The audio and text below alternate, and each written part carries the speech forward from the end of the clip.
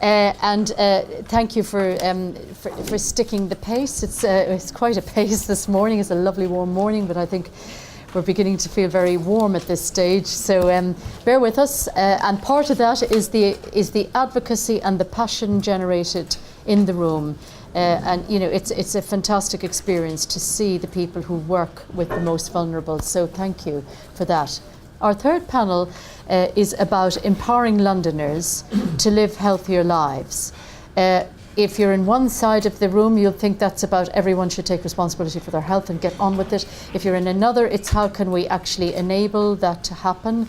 And we are interested in both. It's a very interesting panel. I'm going to go around to Kathleen and ask her to introduce us. Hi, my name's Kathleen Colleton. I'm the Research and Evaluation Director at We Are What We Do. We Are What We Do is a behaviour change organisation, and what we do is we create products and services, behaviour change products and services that are designed to facilitate healthier behaviours amongst other things. And one thing that's unusual about us in a sense is that we really focus on creating behaviour change that is engaging and almost fun for people who get engaged in the behaviour change initiative. So we're sort of somewhere between thinking that people should take the initiative for themselves and empowering them to do so. Thank you. Shulman. I'm Shulman Banerjee. I'm the Director of Public Health for Tower Hamlets. I've worked in Tower Hamlets for 8 years. At the beginning of this year, Public Health moved to the council, and that reflects a duty that councils now have to improve the health of the population and address health inequality. So the role of the Director of Public Health is how the Director can support the council and its partners in doing that. Thanks, Shulman. Rosie. Hi, I'm Rosie Boycott. I'm the Chair of the London Food Board. It seemed to me that food gets very low billing in all this, given how much food is responsible now for ill health, and also how much inequalities impact on what food you eat. Yeah. So we do, I won't go into it now, we do a huge range of different things, including a lot that is to do with people who are very poor. I just saw the most amazing thing yesterday whereby our new food co-ops, I went to the one in Barnsley, where they're completely self-sufficient, funded by the sale of the food. You get 6 months membership. All the services now in Barnsley come in, homelessness, addiction, debt and everything.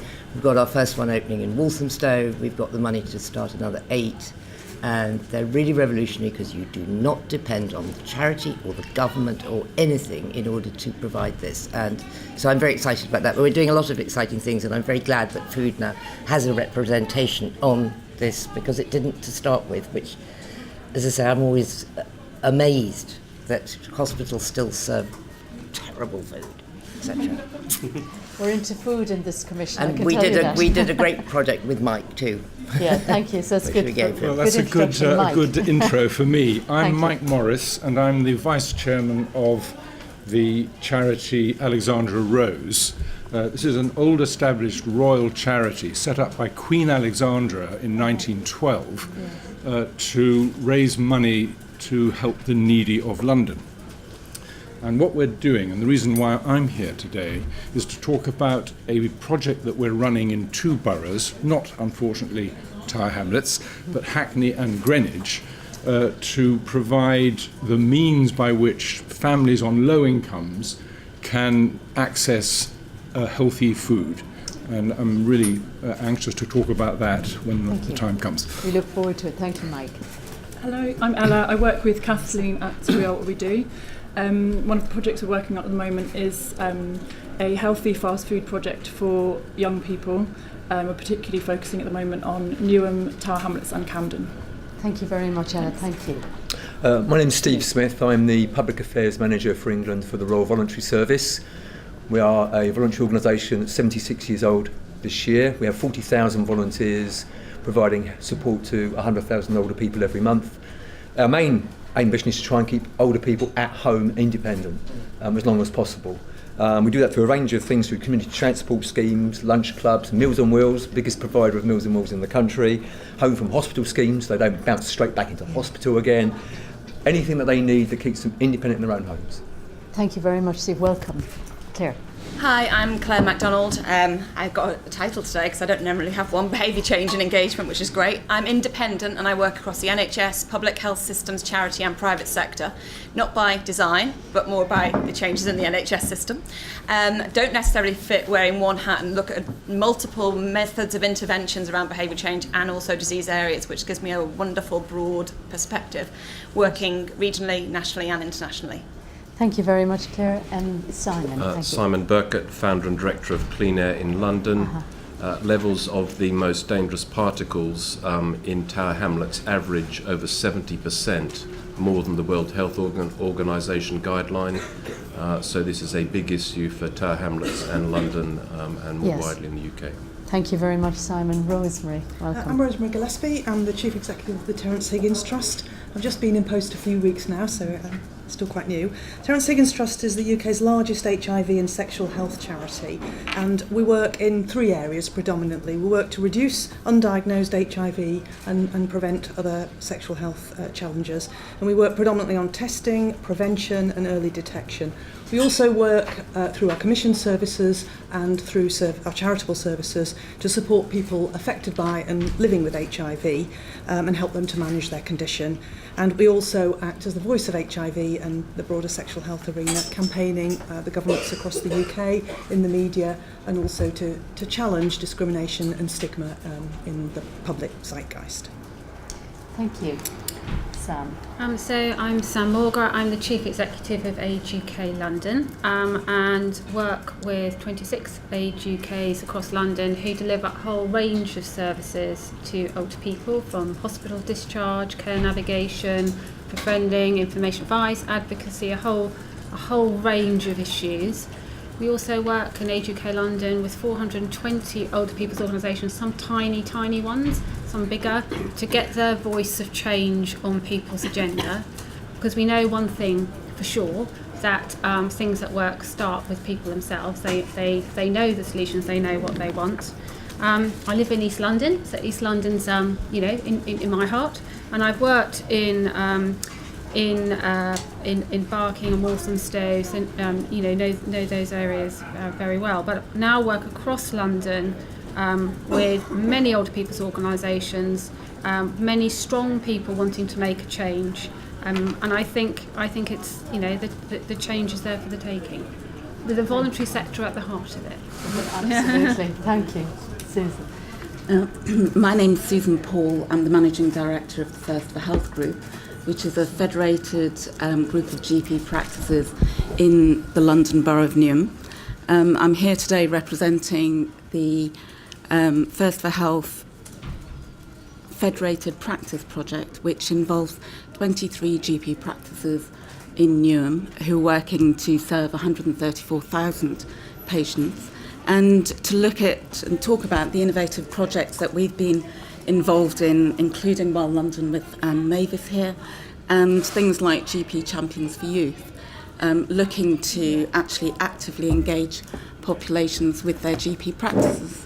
Thank you, Susan. There's been so much discussion about general practice that we'd really welcome hearing some solutions that you're involved with. So that's great. And Mavis, welcome. Hi, my name's Mavis Wenham. My background's in social care management and commissioning, but particularly over the last few years working around patient, community and individual engagement in health and across health and social care. Particularly interested around co-production and where the individual fits into this picture, and actually where leadership and expertise should come from. Looking at co-design, looking at taking, and I know Hamlets have, like well, a participatory budgeting perspectives where the users define and decide on how budgets are pooled and spent and delivered, looking at sustainability and kind of the long-term solutions, and acting from very much a recovery and resilience as opposed to a kind of a long-term poor outcomes. In terms of Well London, it's been about local people defining their priorities and the solutions, about them selecting and deciding on who delivers around those priorities and solutions. they then being sufficiently engaged to then participate, but also to support and monitor and evaluate those services, looking at the kind of measurements and impact and all the information we gather and how we actually deliver that information and determine the outcomes. And then again, from the beginning, looking at the sustainability, the long-term vision, and not having those boundaries and barriers in terms of those initiatives. Thank you, Mavis. It's a very good place to start. So we have a tremendously diverse group here, even in the room, reflecting the assets of London and what gifts people bring to Londoners. And you think, well, how can we make sense of so many different organisations? One of the things I would like to ask you together is some of what Mavis was describing. We're hearing a lot re-emerging about asset-based communities. In other words, communities and individuals having the assets. Now, admittedly, if you're homeless, a previous group wouldn't recognise this perhaps as strongly. But for communities that do hold and are there, how can we, through this commission, begin to enhance that approach to London places? Because London is too big for individuals to get their mind around. It's an organisational thing. But when we get down to where people live and groups of people together, how can we at least not make sure we're not cutting across and destroying the assets they themselves can mine and others close to them can bring? And Rosie described the food co-op approach, and Mavis is describing the sort of working with people to kind of enhance their own solutions with budgets that they define. I mean, could we just talk a little bit about that, and then perhaps individual organisations can get into their own particular interests. Showman. Yeah, thank you. I suppose when I looked at the title of this, which is about enabling and empowering Londoners to live healthier lives, I kind of think that starts with listening, and kind of just following on from what Mavis was saying, I just wanted to just say a little bit about an experience of participatory research we did in Tower Hamlets. And there's just a number of points I want to make about that. The first is that the researchers were from the community. So that's the first important point, is that actually, they understand the community first of all, but secondly, the process of being researchers themselves is an empowering process. The actual focus of this piece of work was around diabetes. So in Tower Hamlets, we have had a transformation in primary care, and we have some very good outcomes. But the issue from my perspective is actually, how does this feel in the community? What is the issue? What are the issues for people living in a very deprived estate in terms of trying to lead a healthy life, living with a condition, and those sorts of things? And so one of the really key insights, I'd like to talk a lot about the food stuff as well, but actually one of the really key insights that came from this piece of work is someone who said, you talk about hard to reach groups. It's not about hard to reach groups, it's about hard to reach services.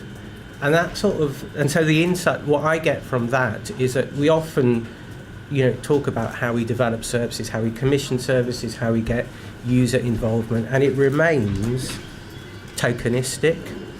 But the point I'd like to make is actually we need to recognise the value of that, of the engagement of the people in developing the services. So I kind of just to share that, and I think it's a good example of how at a London level, promoting that participatory appraisal approach in which you value the person as the expert. Thank you. So I've got Rosie, and then I've got various people. Just a very quick thing. We launched a scheme 5.5 years ago called Capital Growth, with the aim of creating 2,012 community gardens by the Olympic year. We have now created 2,500 of them. We have 120,000 volunteers. They're being commissioned by GPs' practices. Just put in the bid for a load more money, but it'll be private money. What this does, what is really lovely, is that the majority of them are in deprived areas and they're in estates, and they give people back ownership of the common land and the space. And I have talked to people who've said, I have not come down off the 6th floor for 40 years, and now I'm down there and I'm gardening. And this gets achieved with £500. And then it is given back you have nothing to do with it after that. That's why it works. Yeah. And it's just a no-brainer in a kind of way. Yeah. And it gets people eating healthily, and it gets kids. It's kind of win-win. Yeah, thanks, Rosie. So I've got Sam and then I've got Rosemary. Yeah. So just picking up on Rosie's point, I think the point is that it's happening anyway. So all of this asset-based stuff is happening anyway. People are coming up with solutions that work for them. So the useful thing I think that could come out is find out what's happening and like Rosie's doing and do more of it. Right. Because people are coming up with their solutions. They always have done, always will do. We've heard before, which I find really irritating and it makes me really cross, how many barriers and structures are in the way of people getting on and wanting to do things. Everyone round the table has said, we really want to do good things. We want to help our communities. We want to make things work. And everybody experiences these structures. And it's only by persistence saying, actually, that's not good enough, that things change. So that it's the learning from what's already happening, from the solutions that people have that work for them, and taking away those artificial barriers that cost us all money and make life hard for those people who are trying to access service. Because if you are, without anyone to speak for you, you can't find your way through these services. You can't find your way in crisis through a whole myriad of, whether or not you're entitled to it, whether or not you're on, you live in the right place and the right postcode, have the right. You need someone to talk to you to get through that. So let's just make it easy and learn from what works already. Okay, thanks, Rosemary. Really just to say that the question is enabling Londoners to live healthier lives. I'd almost like to take us back to the very first principles of what do we mean by Londoners then. In a way, the only thing that binds people together in London is that we all live in London. We're so diverse. We're a global city. We have a transient population. And from my organisation's point of view, we have a huge amount of undiagnosed HIV, the highest levels in the UK. We have hard-to-reach populations, and we have huge amounts of affluence, and we have huge amounts of grinding poverty as well. And I think London can also be a very alienating place. I'm a northerner, and I think the kind of feel of London is very different from the feel of other cities, or some other cities in the UK. And I think there's something about making London more of a place where people feel more enabled to take control of their lives. No, thank you. And that's a theme as well, is getting London into a friendlier place, which is not as fluffy as it sounds, actually. It's very hard. But anyway, Mike, Yeah, I just wanted to talk about the project that we're running in Hackney and Greenwich, and going back to the point that Mavis was making about the need to involve communities and actually doing things themselves rather than having things done to them. So we started out by going and asking the potential beneficiaries of what we wanted to do, what would work for you in terms of getting you to access, cook and feed your families healthy vegetables and food. And we came up with two models, both of which are working very well in these two boroughs. In Hackney, we're working in a system where we give vouchers, and the vouchers are worth £1 each. And if you're on a Healthy Start programme, you get £3 worth of vouchers a week for each child, which more or less doubles the money you're getting from Healthy Start. You just take those vouchers along to Ridley Road Market, hand in the voucher, and get the vegetables, and then we send the money back to Ridley Road. So it's a community-based system which supports the market, and the beneficiaries think it's fantastic. The feedback we're getting is that it's transformed the way they feed their families. They're buying and cooking vegetables which they wouldn't have done before. And the same thing is working in Greenwich, only they're on a slightly different model, because we're working with the Greenwich Co-op, who are setting up cooperative stalls in parts of the borough where there are no decent fresh food access for people. And these are done in cooperation with the children's centres. So we're working with 2 children's centres in Greenwich and 2 children's centres in Hackney. We are evaluating this project with City University, and we are very, very confident that we've got here a model that really works. Well, can I just ask you a quick supplementary? You're a charity that's got this concept of asset-based communities, so you ask the community, how can we get other charities to think like that? Because I suspect there's a lot of money flowing around London, but it doesn't necessarily go where people feel it would provide the best solutions. Well, I'm very hopeful that once our feasibility study of the pilots is in the public domain, which will be the pilot is running now as we speak, and it's due to end in September. So once we get the data from that, that will go in the public domain and will attract funding. Now we are funding this project out of our own resources, but obviously if it's going to be rolled out in other areas, which is what we want, and there is already interest being shown in it, then there will have to be funding from elsewhere, because we are a small charity. We can't you can't fund the whole of London. But in America, where we got the idea from, it's in almost every city now, and it works through food stamps, and it's about doubling the food stamps in the farmers market. We saw this in New York. And that was what we saw. And then Mike arrived, and we've teamed up. I should have mentioned that we're working in partnership with the London. No, you did. It doesn't matter about that. No, just to say that it really has spread. Yeah. Okay, so I've got Steve, and then I've got Claire and others. Yeah, I think for us, encouraging volunteering, making volunteering easier would be a very big thing. We've got a good heritage of volunteering in this country. We've got 15 million people who volunteer at least once a month. We've got over 2 million older people who volunteer for at least two organisations. And we've got more older people coming through the system. A lot of them are very healthy and active, got experience, skills and knowledge that they want to pass on. So I think there's a real opportunity to try and make that much more attractive. And of course, these people are time rich as well.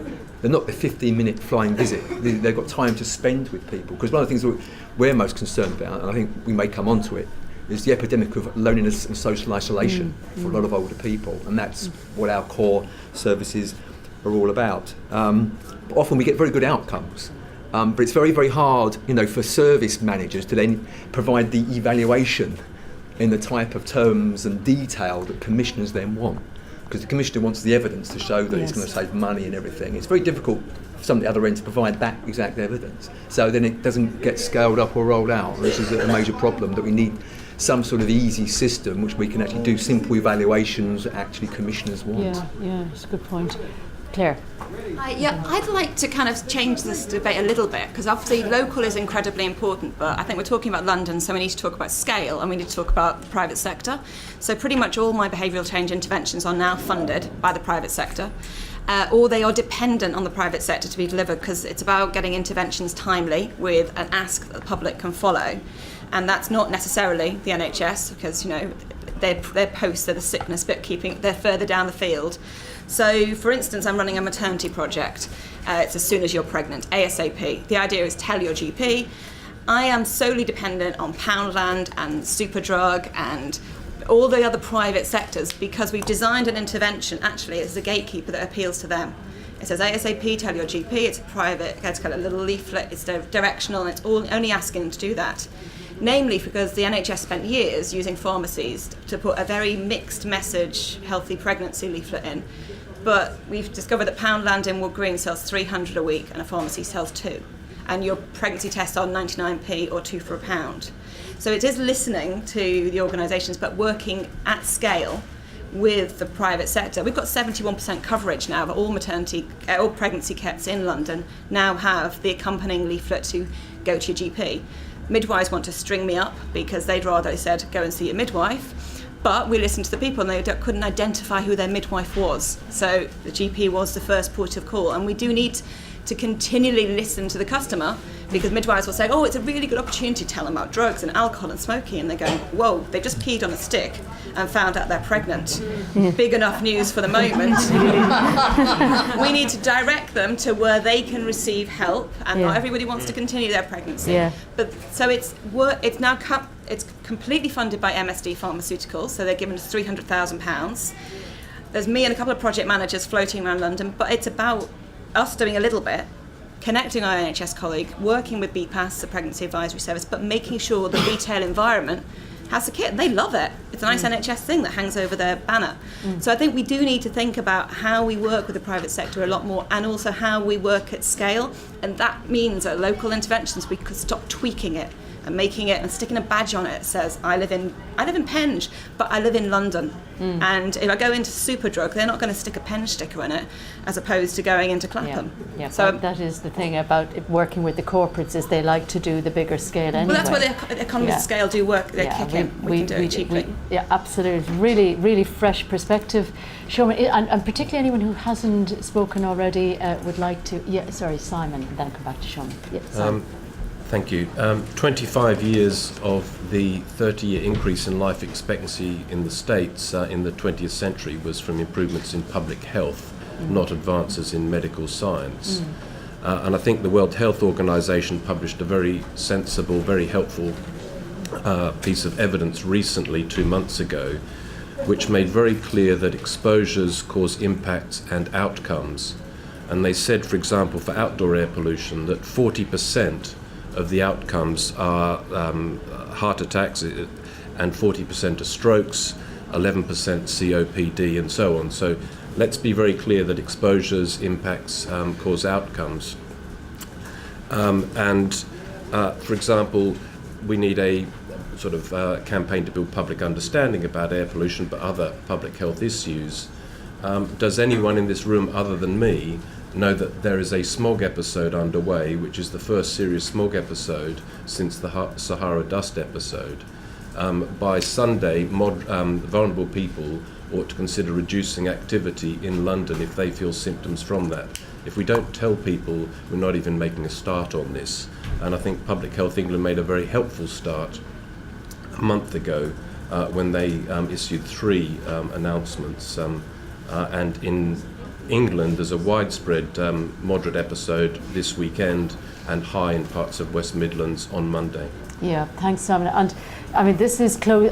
Londoners are, I think, getting much more aware of this, and I certainly feel that we have a duty to Londoners to keep them well informed of this. But I think we want to go beyond that and think more about active travel and how we can change people's behaviour in relation to cars. I'll give you 2 suggestions. Yeah. One is we need a sort of smog plan like we have a heat plan. Yeah. And the second thing is that I believe the Mayor is going to announce a Breathe Better Day programme in September. And what I've urged him to do is to build into that sort of travel demand management light, which is the sort of what we did for the Olympics in, node by node fashion, but to do that in a sort of cheap and cheerful way. And I think that will discourage people from travelling on the most polluted days to reduce traffic and other things and lead to more longer term structural changes. Yeah, thank you. That's very interesting. Showman and then Kathleen. So it's just 2 points. One, responding to what Claire said, because it made me, it reminded me of something else that was said in the study that I was talking about. And so one of the insights from that came out was that yes, we all want to live a healthy life, but we go to Iceland and there are no healthy options. So this is a practical issue for me as Director of Public Health. Actually, how can, at a London level, can I be supported to change this picture? And I think that's, so that issue is a kind of really salient issue. And then following from what Simon said, clearly, so what you're saying about air pollution is really worrying. And there's a sense of, at a local authority level, there's a kind of sense of powerlessness about how you address it, because I accept everything you say about the health impact. So actually, what would really help me is, what are the things that need to happen that would actually tangibly reduce the levels of pollution? What are the things that happen? So I can say to our Health and Wellbeing Board that this is a real health threat. We need to do something about it. In order to do it, we need these people to do this, this and this, and that's the bit I need, possibly from the London Health Commission. Basically, traffic is the biggest single issue. Yeah, and we do have a lot of information about this, but perhaps we can't actually solve it right here. But we can talk about it offline, because it is in the site of the Commission. So I've got Kathleen, and then I think I have Rosemary and Susan. We must hear from you. I just wanted to say that the issue of access to healthy food from the perspective of nutrition is the thing that we're working on at the moment. And so we've got a project where what we are trying to do is help young people in schools have a healthier diet by changing the environment around the school. And that was born out of the kind of work that Dr. Banerjee was talking about, actually talking to young people in school. And we found out that they really did want to go outside of school and have a meal because it was part of an independence, part of a growing up experience. But we also knew that the reason that they were eating the fried chicken shops from the fried chicken shops around them was that it was within 500 meters of the school. It took them less than 10 minutes to get it, and it was within their price range. And so the initiative that we designed was we were trying to put something that met those user needs into that environment. And I think the point of what I'm trying to say is just that addressing the environmental issues is really important. Yeah. And we've also found that by harnessing the goodwill of the council, by working with traders who are interested in starting food businesses, and by talking to people who understand public health and also nutrition, we were able to put together a package which was both healthy and accessible and affordable. So there are ways to use local assets to... Right, now we are actually nearly on time and we haven't had any questions from the floor. So I'm going to just take a few more comments. I'm sorry, these are very short, they're 40-minute sessions, and if everybody wants to say everything, we do run out of time, so I'm really sorry about that. But we'll just go around with Rosie, Susan, who we must hear from, Rosemary and Claire, and then I think I'm going to open to the floor and we will run a little bit over if you don't mind, so if you can keep concise. Thank you. We've done a takeaway toolkit to deal with fast food, and we've also had lots of meetings with the main purveyors of it, and they are changing their business. We're doing these 2 boroughs pilots, one in and one out. We've had 20 submissions, which have been absolutely amazing, saying how much boroughs want to change the food system from the ground up, and we'll be announcing who they are really soon. It's really exciting. And finally, on Sam's point about a dashboard, we do one for food in London already, and it's already having an effect. We're in year 5, we're just about to add breastfeeding, we keep adding more things every year. I'll send you a copy. I mean, if we can do a link up. It's not powerful enough yet because it's not known enough and it's not given support, but it does work, and we've got people to introduce community gardens and things like that into it, just because like Hillingdon came out with a 0 in the first year and they were so pissed off, but the next year they had actually moved forward. Okay. That's the power of Dasher's. Susan Paul. You talk about empowering and enabling, and I think one of the most important things to do is to empower and enable not just GPs but their practice staff, because there are a lot of people working in those practices who could be used and harnessed to actually access patients. The GP has 10 minutes with the patient, and they're dealing with the medicalisation of the patient's problem. That's what the patient goes to see them about. And what you need to be able to do is to create a sort of a pathway for, I don't know, by the CCGs or whoever, so that enables the GP to say, okay, I'm not going to be able to deal with this, I'm going to hand you over to a more specialised person within the community, within the voluntary sector, wherever that, resource may come from, who can actually spend a quality amount of time with the patient, talking about their actual needs. And what I don't get a sense of is a sense of community with GP practices, which is what's lovely about, the Well London project and GP Champions for Youth, is that you're actually going out there and you're saying, okay, where are the services currently being provided and how can we support them to actually deliver more and better services rather than reinventing the wheel. And I think there is a certain amount of training that's required, because doctors are used to dealing with a medical pathway. That's what they see their patients for. And but picking up on Sam's points earlier, a lot of GP practices are tied down with targets and KPIs that they have to meet, otherwise they're not going to get their funding. And if you want to incentivise it, actually change, the way that it's led, give GPs an incentive to actually meet targets around healthy living. It will get done. Well, I mean, we'd certainly like to use your example of the Well London as a case example, because what we need to do is show how it is done, and then, as we keep saying, find ways of getting others to do that. And it's not always that easy to do it organically, actually, through general practice, because, if it were, they'd be all coming and banging on your door, Susan, now, and saying, we want to do this too. So we just need to think. There needs to be a partnership, though, with the voluntary sector, which I personally believe, Sam's practice is slightly different, but it's not there in general practice, that that idea that we will partner with local communities and local groups to actually deliver services. It will make their jobs easier. Yeah, I agree, absolutely. So Rosemary and Claire, and then we might go to the floor. Just to refer back to one of the previous speakers who was talking about the social worker who said, do I have to tell my clients to stop smoking?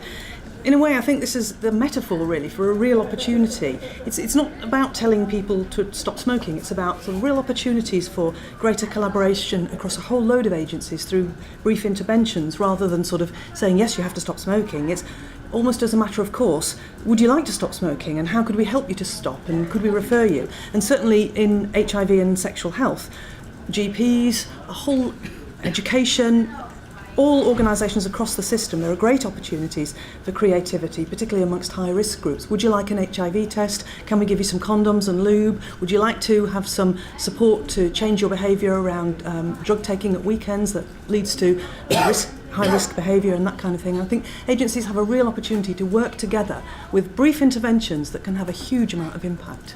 Yeah, thank you, Rosemary. Claire? Finally and quickly, it's just another one to kind of throw into the mix. We haven't touched more about technology.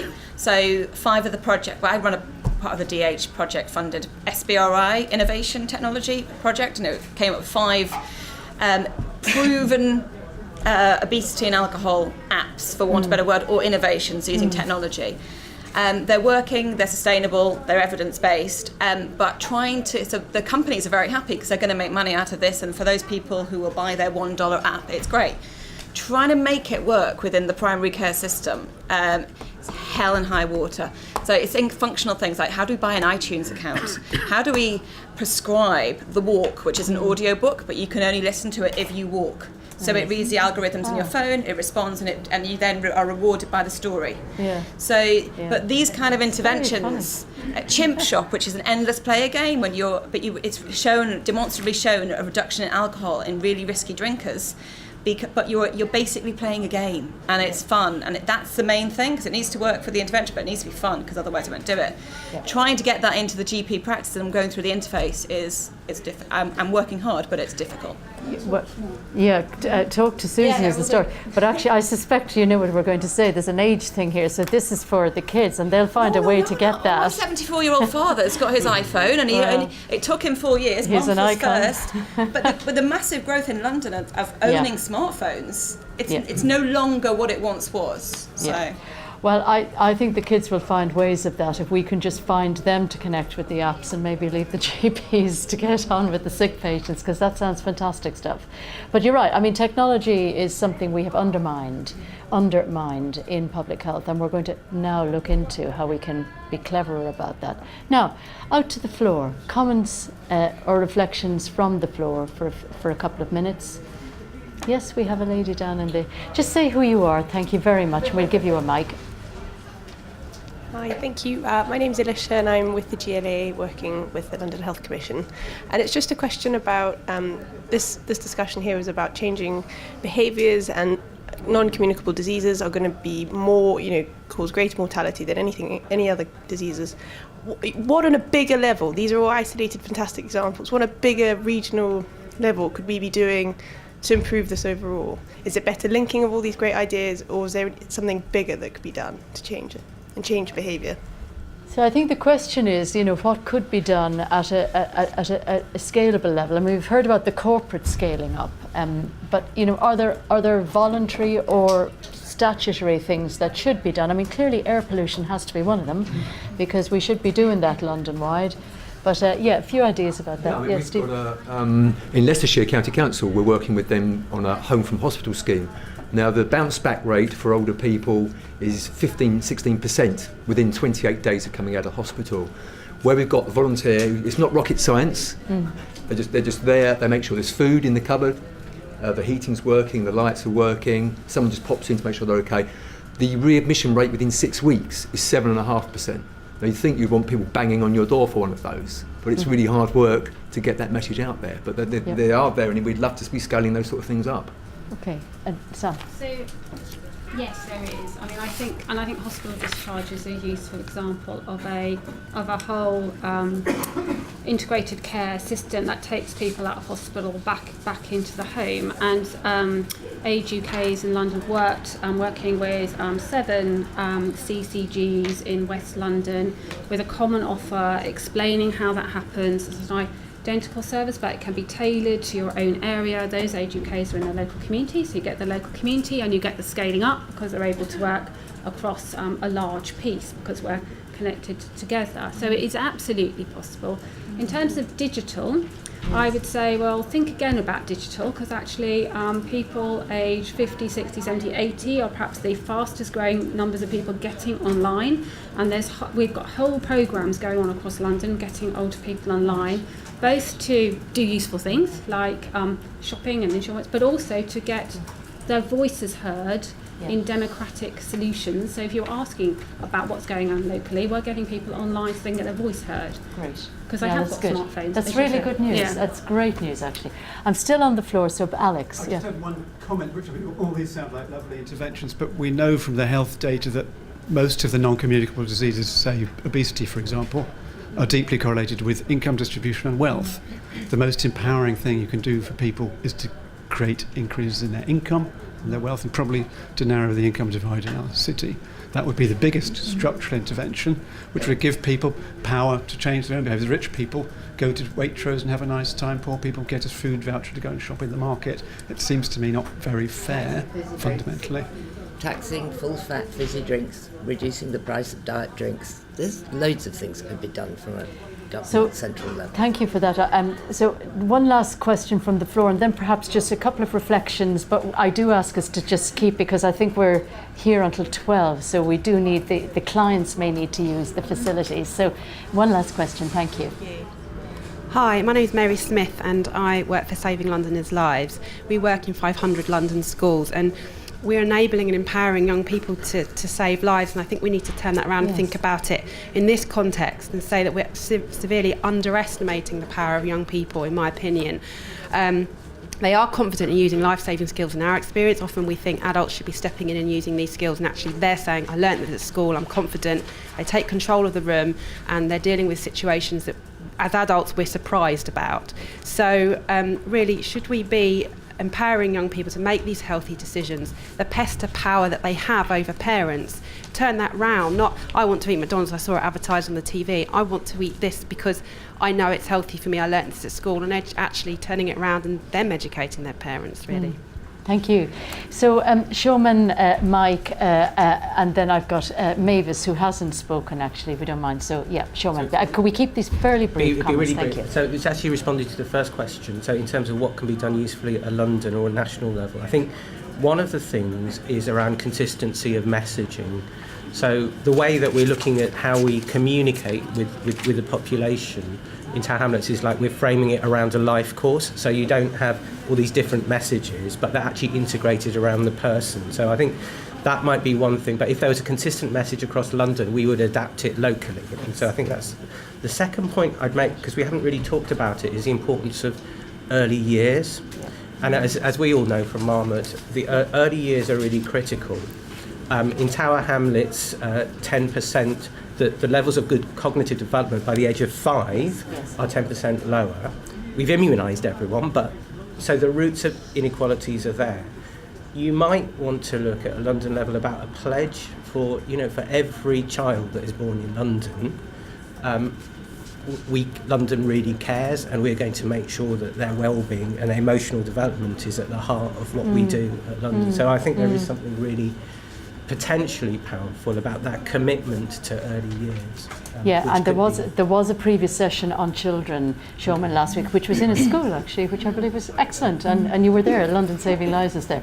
Mike. Yeah, I just want to absolutely echo what Dr. Banerjee has just said, that what happens in pregnancy and early years is determining what happens to our families and our population. And it's really picking up what Peter Cockersill from St Mungo said in the last section, that he can go into a nursery and tell you who's going to be using Providence Row in 30 years' time. And we believe that nutrition is a vital part. It's not the whole story, but it's a vital part of that story. Yeah, thank you very much. And Mavis? Yeah, just a couple of points. That from what we've heard across all the discussions today is around the artificial barriers that professionals, not just professionals, have actually created to keep people out, and that there are quite a number of simple solutions which can be easily upscaled by a shifting of resources, not looking for additional resources.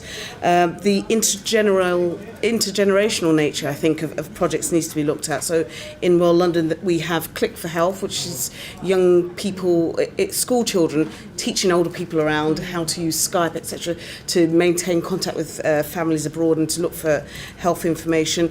They've had in schools young women understanding, being aware about breast cancer and bringing those messages back to their mum, their parents and their mothers, and the increase in kind of take-up around that. Something about the academic partnerships, the use of IT, and building in the business community in that.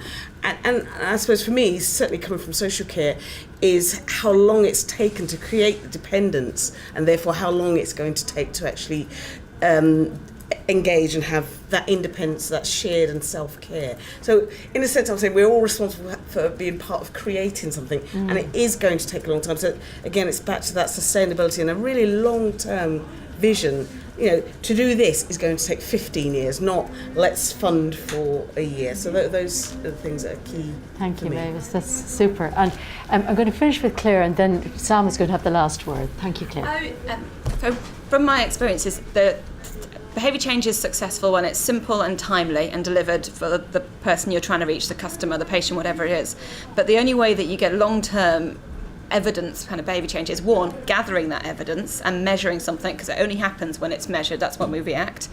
And the other thing that it has that sustainability built into it, but either commissioned or it creates a wealth of its own. So therefore, from the very beginning of these interventions, and not often enough, are we thinking about, we have the money now, but how would this be funded? Because there's not much point in starting off achieving and then dying. Yeah. So knitting in, and the public sector sometimes cringe when you see that commercialism in it, but knitting in a commercial viable approach means that these things will actually have a long-term effect, and actually the big boys will see something of benefit for them in it, and then they scale it for you. Fantastic. So, Sam. Two themes. I wanted to pick up Claire and the private sector. In the NHS, we are struggling for funds, and we need to do things in far more innovative ways. And my example will be flu vaccination, which we promote every year, just the at-risk groups. That's what the NHS does all the time. It says, well, we can pay for that, so we'll promote it. Why aren't we promoting it to every Londoner? You know, actually, it's 10 quid a shot. You will pay umpteen more on quite frankly rubbish cough medicine that ain't going to do anything.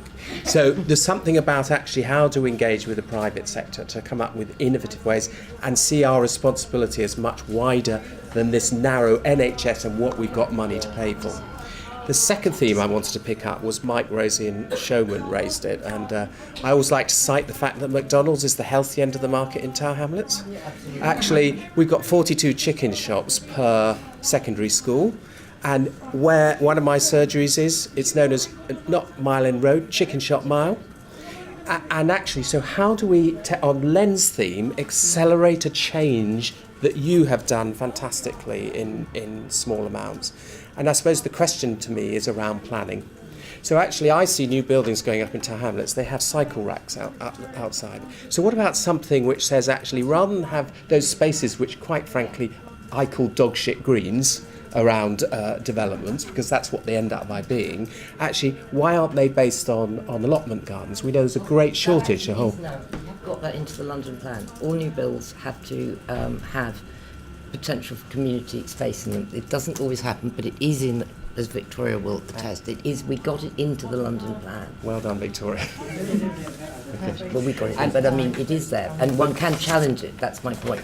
It's now a challengeable thing in terms of London planning, because we got the line in. Yeah. And the final planning thing I would say is that actually not only do you incentivise chicken shops, you also incentivise Starbucks and these big chains. How do we incentivise healthy food shops and markets actually as part of the process? And that has to be in the gifts of local authorities to reverse what I'm seeing as McDonald's as the healthy end of the market.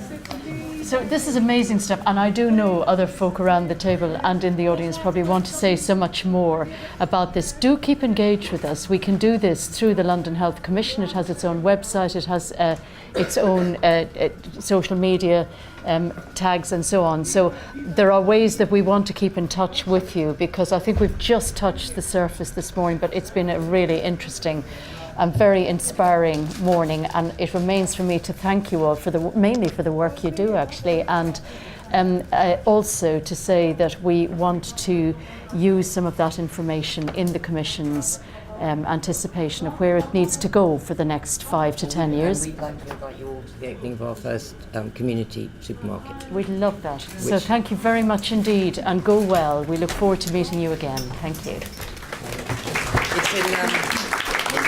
It's